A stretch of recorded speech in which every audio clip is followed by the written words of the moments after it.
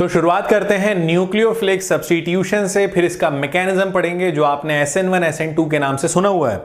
बच्चों एक बात हम लोग जानते हैं कि हेलोएल्केन में जो कार्बन है, इस कार्बन से डायरेक्टली हेलोजन लिंक्ड होता है, जुड़ा रहता है। अब इस हेलोजन की इलेक्ट्रोनेगेटिविटी कार्बन से तो ज्यादा है, जिसकी वजह से हेलोजन पे आता है पार्शियल नेगेटिव चार्ज, कार्बन पे आता है पार्शियल पॉजिटिव। आपको कुछ नहीं करना है, इस कैटेगरी में मैं वो रिएक्शंस पढ़ाऊंगा जिसमें हेलोजन को हम निकालेंगे और उसकी जगह किसी न्यूक्लियोफाइल मतलब नेगेटिवली चार्ज स्पीशीज को इंट्रोड्यूस करेंगे। वो रिएक्शंस जिसमें हेलोजन निकलता है और कोई न्यूक्लियोफाइल आता है उसे बोलते हैं न्यूक्लियोफिलिक सब्स्टिट्यूशन। जैसे मैं आपको एक सिंपल सा एग्जांपल दे रहा हूं। अगर मान लो मेरे पास एक हेलोजिनेटेड कंपाउंड है दैट इज RX, और इस रिएक्शन में एक न्यूक्लियोफाइल ने इस हेलोजन को रिप्लेस कर दिया तो बन जाएगा R बॉन्ड NU, ये बन गया प्रोडक्ट और हेलोजन चला जाएगा बाहर। यही सिंपल सा लॉजिक है। अब इसमें कुछ रिएक्शंस हम लोग देखते हैं, जैसा कि मान लो मैं R की जगह ले लेता हूं C2H5 और X की जगह ले लेता हूं Br। तो कुछ पर्टिकुलर रिएक्शंस मैं आपको बता दूं, फिर उसके बाद मैकेनिज्म पे आते हैं हम लोग। अगर मैं इसका रिएक्शन कराता हूं KOH से, जहां पे OH पे माइनस और K पे प्लस है और ये एक्वस KOH है, तो आप जानते हो ये OH सीधे Br को रिप्लेस करेगा, बना देगा C2H5OH प्लस यहां का केस बचे हुए Br को अपने साथ ले जाएगा, बना देगा KBr। सिंपल सी बात है। चलिए और रिएक्शन देखते हैं। अगर मैं इसका रिएक्शन कराता हूं KCN से, जहां पे K पे पॉजिटिव CN पे नेगेटिव है, तो ये CN सीधे Br को हटाएगा, बना देगा C2H5CN साइनाइड बना दिया प्लस KBr निकल जाएगा। सिंपल सी बात है। वहीं पे अगर मैं इसका रिएक्शन कराता हूं AgCN के साथ, तो गाइज ये रिएक्शन बहुत इंपॉर्टेंट है। नो डाउट CN इस Br को रिप्लेस करेगा, लेकिन फाइनल प्रोडक्ट होगा आइसोसाइनाइड। गाइज यहां पर फाइनल प्रोडक्ट होगा आइसोसाइनाइड प्लस AgBr अलग चला जाएगा। आखिर KCN ने साइनाइड बनाया लेकिन AgCN ने आइसोसाइनाइड क्यों बनाया, इस पे 12th बोर्ड का क्वेश्चन आता है, तो इसका आंसर बता दूं। KCN होता है आयनिक कंपाउंड। जब ये ब्रेक होता है तो जहां से ब्रेक होता है बॉन्ड वहीं से बनाता है, और हम जानते हैं कि कार्बन का बॉन्ड किसी दूसरे कार्बन की चेन से मजबूत होता है, इसीलिए ये साइनाइड देता है। वहीं AgCN जो है ये कोवेलेंट कंपाउंड है। कोवेलेंट को ब्रेक करोगे तो बॉन्ड वहां से बनाएगा, नया बॉन्ड वहां से बनाएगा जहां से इलेक्ट्रॉन ज्यादा हैं। कार्बन नाइट्रोजन में ज्यादा इलेक्ट्रॉन कहां है, नाइट्रोजन पे, तो बॉन्ड बनेगा थ्रू नाइट्रोजन, इसीलिए फाइनल प्रोडक्ट होगा आइसोसाइनाइड। तो आप लोग याद रखना इसका बेसिक रीजन आयनिक और कोवेलेंट है। फिलहाल आप इतना नोट करोगे, फिर हम आते हैं मैकेनिज्म पे।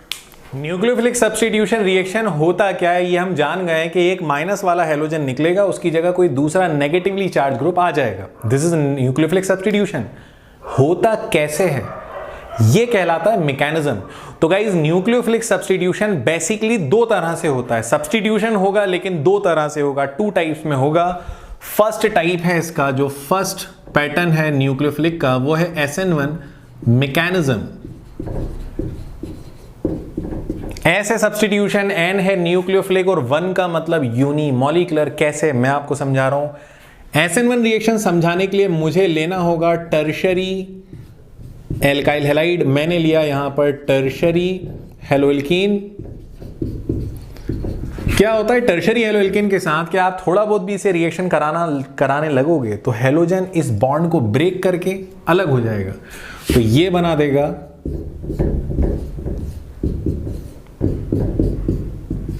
इसने बना दिया टर्शरी कार्बोकैटायन। और बच्चों याद रखना टर्शरी कार्बोकैटायन मतलब पॉजिटिव चार्ज वाला कार्बन अगर टर्शरी है तो बेहतरीन है, मतलब टर्शरी कार्बोकैटायन बन गया तो वो तो हाईली स्टेबल है। इसीलिए हम लोगों ने टर्शरी कंपाउंड लिया ताकि कार्बोकैटायन जो बने वो टर्शरी बने। 12th बोर्ड का क्वेश्चन है, ध्यान रखना कि टर्शरी कार्बोकैटायन SN1 में क्यों यूज करा जाता है। तो वो इसलिए यूज करा जाता है क्योंकि वो बनाता है tertiary carbocation which is highly stable. अब ये जो टर्शरी कार्बोकैटायन बना है, ये टर्शरी कार्बोकैटायन के साथ कोई भी माइनस चार्ज वाला ग्रुप आ जाएगा, मतलब ये आ गया एक न्यूक्लियोफाइल और ये न्यूक्लियोफाइल नेगेटिव चार्ज वाला इस प्लस वाले कार्बन से जुड़ेगा और फाइनली इस न्यूक्लियोफाइल ने जाकर बना दिया प्रोडक्ट, तो ये बन गया प्रोडक्ट। अब ये जो प्रोडक्ट बना है, इस प्रोडक्ट में आप देख सकते हो हैलोजन हटा और उस हैलोजन की जगह यहां पे OH आ गया। This is substitution nucleophilic. तो न्यूक्लियोफिलिक सब्स्टिट्यूशन में जब भी टर्शरी कंपाउंड करेगा तो ये होगा SN1 मैकेनिज्म। अब बच्चों एक बड़ी इंपॉर्टेंट बात ये है कि ये जो प्रोडक्ट बना है दिखने में एक प्रोडक्ट है, लेकिन इसके नेचर दो हैं। ये आधा डेक्स्ट्रो रोटेटरी है, आधा लीवो रोटेटरी है। पढ़ा होगा ना आपने डेक्स्ट्रो एंड लीवो। आधा डेक्स्ट्रो और आधा लीवो है, इसीलिए इसे हम लोग बोलते हैं मीजो कंपाउंड या रैसेमिक मिक्सचर। 50% डेक्स्ट्रो और 50% लीवो है, इसीलिए हम लोग बोलते हैं इसे रैसेमिक मिक्सचर। तो क्वेश्चन आता है कि SN1 मैकेनिज्म में कौन सा प्रोडक्ट बनता है, तो आंसर है रैसेमिक मिक्सचर, जिसका 50% नेचर है डेक्स्ट्रो और 50% है लीवो। SN1 हो गया, फिर SN2 बता रहा हूं और उसके बाद उनकी रिएक्टिविटी बताऊंगा। तो अब आता है SN2 मैकेनिज्म। यहां शुरुआत में दो ही रिएक्टेंट लेंगे, इसलिए नाम में भी 2 आ रहा है SN2। तो SN2 मैकेनिज्म समझाने के लिए मैं यहां पर रिएक्टेंट ले रहा हूं मिथाइल हैलाइड। SN1 में टर्शरी लेते हैं और SN2 में मिथाइल हैलाइड से शुरुआत करते हैं। इस मिथाइल हैलाइड के साथ ये न्यूक्लियोफाइल आकर जुड़ना चाह रहा है। आप इसकी जगह कोई और न्यूक्लियोफाइल भी ले सकते हो, जैसे CN नेगेटिव, NO2 नेगेटिव, सब चलेगा। ये न्यूक्लियोफाइल जैसे इस कार्बन पे अटैक करता है तो कार्बन कहता है कि यार मेरे तो ऑलरेडी 4 बॉन्ड बने हुए हैं, मैं तुम्हें कहां से जोड़ूंगा। लेकिन कार्बन क्या चाहता है, कार्बन चाहता है कि न्यूक्लियोफाइल आ जाए, हैलोजन से जुड़े जुड़े बोर हो गया वो। कार्बन भी हैलोजन निकालना चाहता है, न्यूक्लियोफाइल को उसकी जगह लाना चाहता है। तो कार्बन एक समझदारी करेगा, वो ये करेगा, कार्बन अपने साथ हाइड्रोजन्स को रखेगा, हैलोजन के बॉन्ड को वीक करेगा, देखो डॉटेड लाइन, और एक वीक बॉन्ड बना देगा OH के साथ। और बच्चों ये जो इस वक्त चीज दिख रही है आपको, ये है ट्रांजिशन स्टेट। इसे बोलते हैं ट्रांजिशन स्टेट। कुछ सेकंड्स के लिए होती है, बल्कि सेकंड से भी कम टाइम के लिए होती है। और फाइनली थोड़ी देर बाद, पहले कार्बन ने हैलोजन के बॉन्ड को वीक करा, थोड़ी देर बाद हैलोजन को पूरी तरह निकालेगा, अलग करेगा, बचेगा हमारे पास CH3 विद OH। आप देख सकते हो यहां पर ये जो हैलोजन था, इस हैलोजन की जगह ये OH आ गया, हैलोजन की जगह OH आया, लेकिन in opposite direction. Halogen right पे था, OH आया लेफ्ट साइड। इसे बोलते हैं इन्वर्जन। इन्वर्जन तो भाई, तो बच्चों आप लोग याद रखना यार, रैसेमिक मिक्सचर या रैसेमाइजेशन देखने को मिलता है SN1 में, और इन्वर्जन मतलब अपोजिट टाइप का प्रोडक्ट देखने को मिलता है SN2 में। ये बहुत इंपॉर्टेंट है, आप लोग इसको नोट करो, फिर आगे मैं इसकी रिएक्टिविटी समझाता हूं। चलिए तो एक बार रिएक्टिविटी ऑर्डर को हम लोग समझ लेते हैं गाइज। ये है प्राइमरी, ये है मिथाइल हैलाइड, फिर ये प्राइमरी है RCH2X, R2CHX। जिस कार्बन पे हैलोजन जुड़ा है उस कार्बन पे 2,2 एल्काइल ग्रुप है, आप देख सकते हो। R2 ये सेकेंडरी है और ये है टर्शरी। इसको एक और तरीके से समझने के लिए मैं इसे बॉन्ड लाइन फॉर्म में भी लिख देता हूं, ठीक है।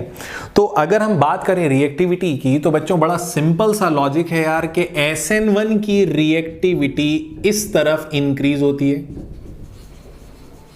मतलब SN1 में सबसे ज्यादा रिएक्टिव है टर्शरी, उससे कम है सेकेंडरी, फिर प्राइमरी, और लीस्ट रिएक्टिव SN1 में है मिथाइल। मतलब मिथाइल हैलाइड SN1 में काम में नहीं आता है, सबसे ज्यादा काम आता है tertiary. On the other hand अगर हम SN2 की बात करें तो SN2 का ऑर्डर ये जाता है, SN2 रिएक्टिविटी इंक्रीजेस। SN2 में सबसे कम रिएक्टिव टर्शरी है और सबसे ज्यादा रिएक्टिव है प्राइमरी या मिथाइल हैलाइड। तो बच्चों ये जो आपके सामने टेबल है, इस पे 12 बोर्ड में क्वेश्चन बनता है, और अगर आप सेंट्रल बोर्ड के हो तो 100% क्वेश्चन है, इसे जरा भी इग्नोर मत करना। एक और बड़ा इंपॉर्टेंट हिंट, वो हिंट ये है कि अगर मान लो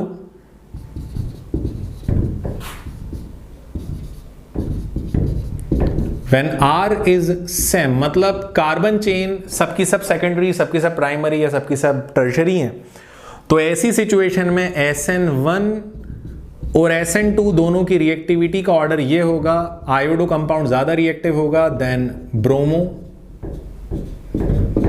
देन क्लोरो, और लीस्ट रिएक्टिव होगा फ्लोरो।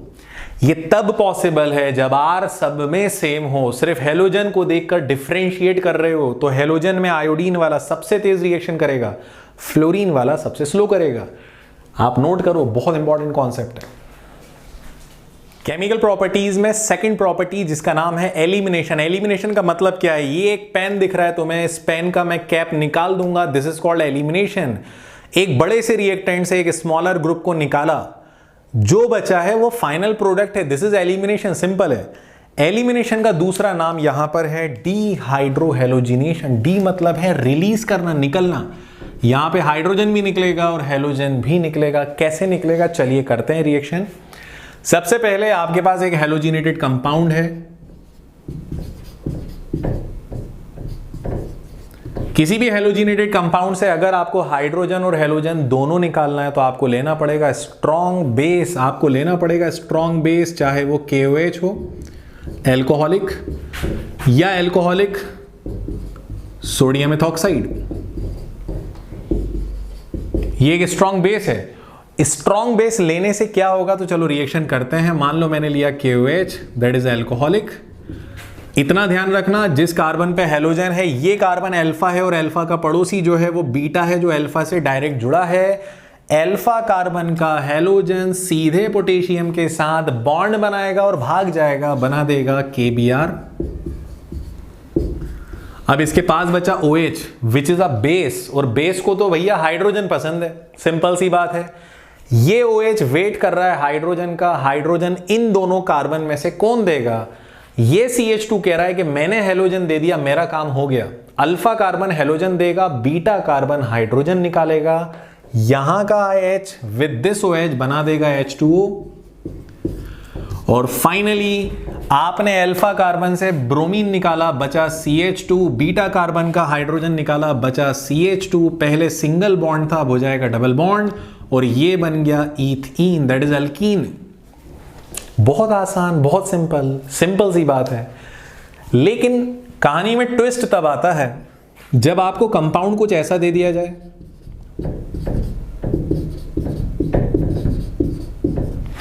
बोला जाए इसका एलिमिनेशन करोगे। आप कहोगे अरे बिल्कुल मैं अभी करता हूं एलिमिनेशन।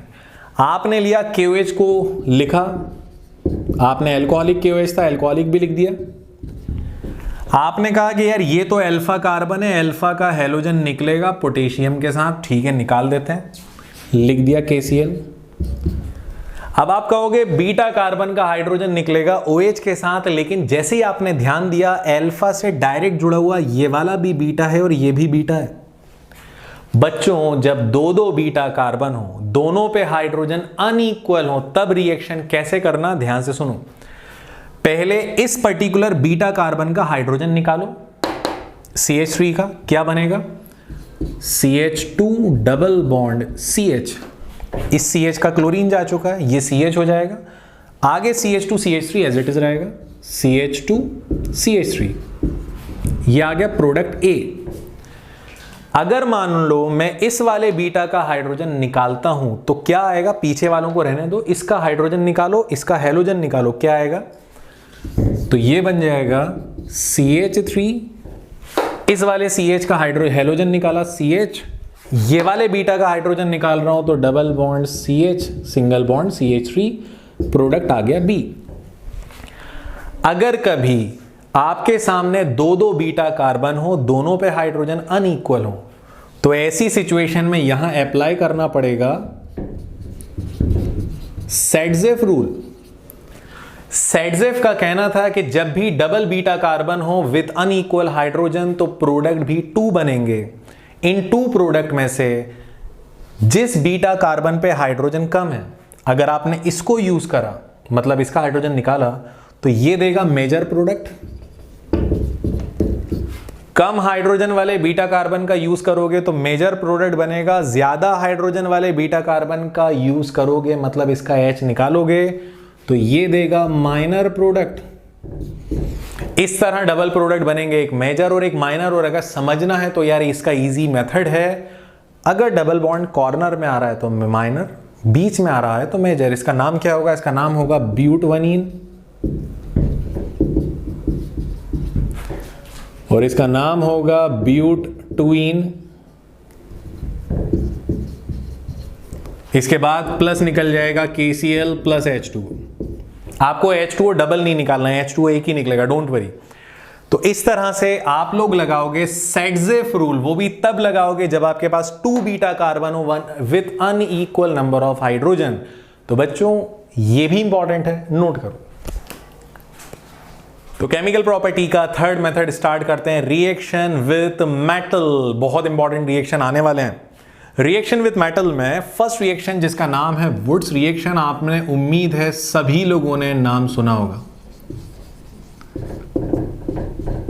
बेसिकली आप वुड्स रिएक्शन में करते क्या हो? तो आप वुड्स रिएक्शन में क्या करते हो? आप लेते हो सेम RX, मतलब same alkyl halide with sodium metal.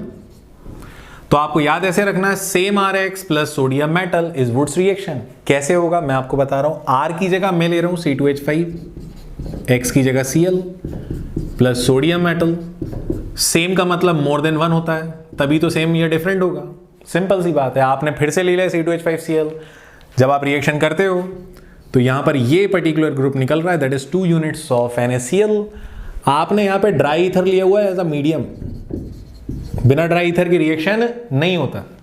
Finally इधर का C2H5 और इधर का C2H5 जो अलग अलग थे, अब वो आकर एक साथ जुड़ गए हैं और बना देंगे butane, that is C2H5 single bond C2H5। तो बच्चों ये बन गया ब्यूटेन। अगर मैं सेम रिएक्शन करता हूं लेकिन उसमें सोडियम की जगह मेटल बदलकर एक काम करते हैं, जिंक ले लेते हैं, तो सेम RX प्लस जिंक। आपको पता है मेटल बदलने से सारी चीजें सेम है, वही हेलो एल्केन है, वही ड्राई ईथर है, बस मेटल बदल दिया। इस रिएक्शन का नाम है फ्रैंकलिन रिएक्शन। मेटल का रिएक्शन का नाम बदल जाएगा, ये हो जाएगा Franklin reaction, where we are using same RX plus sodium metal. R की जगह ले रहा हूं C2H5, X की जगह Br, जिंक 1 लेना है, फिर से C2H5 Br। तो जब आप रिएक्शन करते हो तो ये particular group zinc with 2 bromine निकल रहे हैं और फाइनली यहां पर बन जाएगा ZnBr2 निकाला, और यहां पर बच गया C2H5 single bond C2H5 again butane. Okay दिख रहा है C2H5 सिंगल बॉन्ड C2H5। और बच्चों ये रिएक्शन भी होता है ड्राई ईथर के साथ। यहां पर भी ड्राई ईथर लेते हो। चलो जगह कम थी इसलिए यहां लिखा मैंने अभी, क्योंकि और भी रिएक्शंस बताना है आपको। मान लो मैं वुड्स रिएक्शन को कॉपी कर रहा हूं। मैं कॉपी कुछ ऐसे कर रहा हूं कि मैं ले रहा हूं सेम हेलोइरीन प्लस सोडियम मेटल। अगर मैं हेलो एल्केन की जगह हेलोइरीन ले लूंगा फिर नाम बदल जाएगा। इस रिएक्शन का नाम होगा फिटिग रिएक्शन। इसे हम लोग बोलते हैं फिटिग रिएक्शन। कैसे होगा देखो, हेलोइरीन मैं ले रहा हूं C6H5Cl plus sodium metal plus C6H5Cl, और जब आप रिएक्शन कराते हो ड्राई ईथर का यूज करके तो यहां से ये पूरा एक ग्रुप निकल रहा है, 2 यूनिट्स ऑफ NaCl, और बचेगा क्या, इधर का C6H5 इधर के C6H5 से कंबाइन हो जाएगा प्लस 2 NaCl। और गाइज ये जो बना इसका नाम है बाइफेनाइल, इसे बोलते हैं हम लोग बाइफेनाइल। चलिए एक और रिएक्शन करते हैं। आप ध्यान रखो सभी में जहां जहां मेटल यूज करा है वहां ड्राई ईथर ले रहे हैं। One more reaction. अगर मैं वुड्स फिटिग रिएक्शन, भैया वुड्स भाई साहब को पसंद है हेलो एल्केन तो इन्होंने लिया halo alkane, that is CH3Cl। फिटिग को पसंद है हेलोइरीन तो उन्होंने लिया हेलोइरीन, दैट इज C6H5Cl। और दोनों के लिए कॉमन बात यह है कि दोनों ने सोडियम मेटल का यूज करा, दोनों ने यूज करा ड्राई ईथर।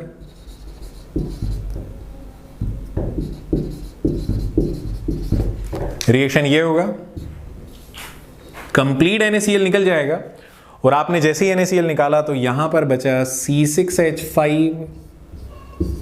विथ CH3 और बच्चों इसे हम लोग बोलते हैं टोलुइन प्लस 2 NaCl। आप सभी लोगों को शायद ये बात पता हो कि किसी भी एरोमेटिक या एलिफेटिक हैलोजन वाले कंपाउंड का रिएक्शन अगर मैग्नीशियम के साथ करा दें तो वो बना देता है RMgX, और इस RMgX को हम लोग बोलते हैं ग्रिग्नार्ड रिएजेंट। और जैसा कि आप लोग जानते हो कि फिर से मेटल आ गया, फिर से R यहां पे एल्काइल या एराइल कुछ भी हो सकता है, तो R की जगह आप एल्काइल ग्रुप ले लो या बेंजीन ले लो, एराइल ग्रुप चलेगा। फिर से यहां पर ये रिएक्शन होगा in presence of dry ether. अब 12 बोर्ड का एक क्वेश्चन है, क्वेश्चन ये है कि आप जब ग्रिग्नार्ड रिएजेंट बनाते हो तो वहां पे मॉइस्चर क्यों नहीं होना चाहिए? अगर वहां पे मॉइस्चर आ गया तो क्या करेगा रिएक्शन में? तो सुन लो आप लोग, अगर वहां पे मॉइस्चर आ गया, मॉइस्चर मतलब H2O, अगर मॉइस्चर आ गया काम बिगाड़ देगा। कैसे काम बिगाड़ेगा? यहां के R को निकालेगा, R की जगह जो भी कार्बन की चेन है उसे निकालेगा, यहां के H को निकालेगा, बना देगा RH, मतलब ये बन गया हाइड्रोकार्बन। अगर R की जगह अल्काइल लिया होता तो यहां बनता अल्केन, अगर R की जगह एरोमेटिक लिया होता तो फाइनली बनता बेंजीन। तो बच्चों ध्यान रखना, अगर गलती से मॉइस्चर आ गया ना ग्रिग्नार्ड रिएजेंट की प्रिपरेशन में, तो ग्रिग्नार्ड रिएजेंट बचेगा नहीं, वो बना देगा यहां पर हाइड्रोकार्बन। इसी के साथ रिएक्शन विद मेटल्स, जो आपके सामने एक ही जगह सब कुछ लिखे हुए हैं, आप नोट करो, सारे रिएक्शंस इंपॉर्टेंट है इसमें। तो बच्चों हेलो एल्केन हेलोरीन्स का सेकंड पार्ट आज कंप्लीट होता है। नेक्स्ट पार्ट जो आपको कल मिलने वाला है, इसमें हमारा ये चैप्टर हो जाएगा पूरी तरह कंप्लीट। 1 बाय 1 हमारे चैप्टर्स कंप्लीट होते जा रहे हैं। आप लोग भी अपनी प्रिपरेशन इसी अकॉर्डिंग कंप्लीट करते जाइए। तो बच्चों आज हम लोग यहां पर इसे कंप्लीट करते हैं। अगर वीडियो पसंद आया है तो यार लाइक और शेयर तो बनता है। That's all for today, thank you very much.